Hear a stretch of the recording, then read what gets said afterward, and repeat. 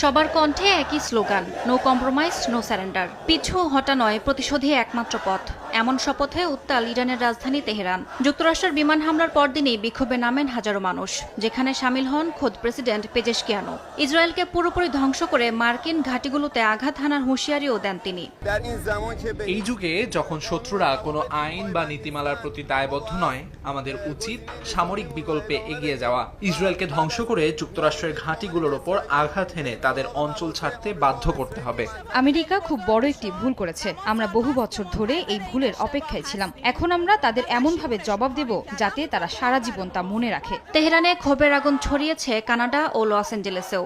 শত শত মানুষের কণ্ঠে যুদ্ধ বন্ধের দাবি। কেউ কেউ পুড়িয়েছেন মার্কিন পতাকা। তারা বলছেন, ফিলিস্তিনে গণহত্যা চালিয়ে যেতে এই যুদ্ধ বাধাতে চান ট্রাম্প। যুক্তরাষ্ট্রে বসবাসরত ইরানিরা বলছেন, পরিবারের কাউকে হারাতে চান না তারা। গতকাল বোমা বর্ষণের খবর শুনে আমি সত্যি স্তম্ভিত হয়ে গিয়েছিলাম। কংগ্রেসের তদারকি নেই, প্রেসিডেন্ট নিজেই সিদ্ধান্ত নিয়েছেন।